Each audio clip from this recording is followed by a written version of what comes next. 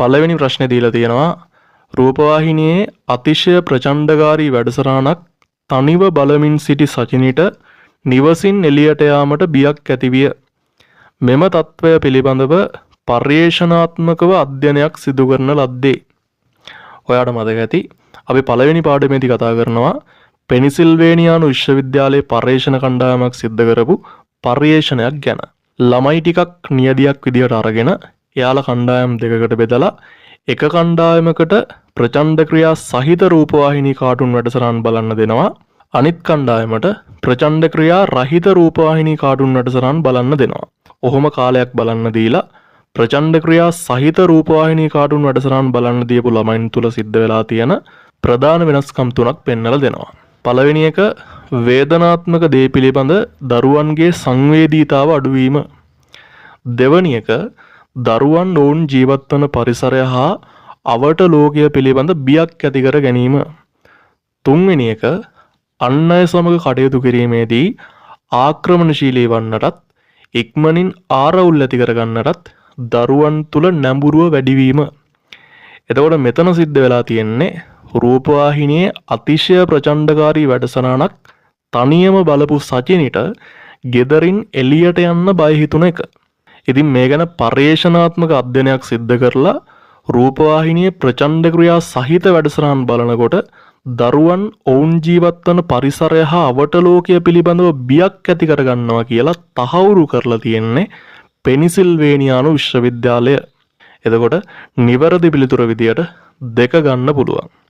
දෙවැනි ප්‍රශ්නේ දීලා තියෙනවා නවතම ව්‍යාපාරිකයෙක් තම නිෂ්පාදන ජනප්‍රිය කරවා සමාජය තුළ කිසියම් මතයක් ගොඩනැගීමට ජනමාධ්‍ය යොදාගත යුතු බව පැවසීය.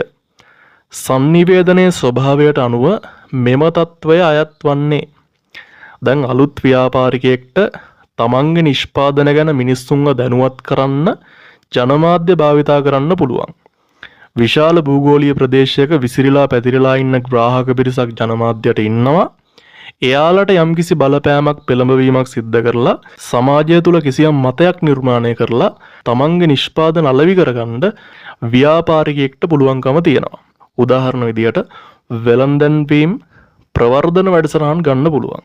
එතකොට මෙතනදී තමන්ගේ නිෂ්පාදන ජනප්‍රිය කරගන්න සමාජය තුළ කිසියම් මතයක් ගොඩනගා ගන්නවා කියලා කියන්නේ බලයක් නිර්මාණය කරගන්නවා කියන එකට.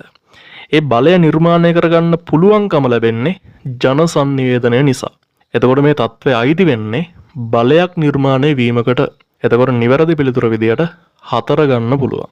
තුන්වෙනි ප්‍රශ්නේ දීලා තියෙනවා ජනමාධ්‍යෙන් ගලා යන සංදේශයක් නිසා නවයොවුන් වියේ දරුවන් තුල ඍණාත්මක චිත්ත වේග හා අසහනකාරී මානසිකත්වයක් ඇතිවන බව අවබෝධ කරගත් ගුරුවරු කණ්ඩායමක් අදාළ මාධ්‍ය ආයතනයට කතා කොට එම සංදේශ විකාශය කිරීම නතර කරන්නයි පැවසූහ.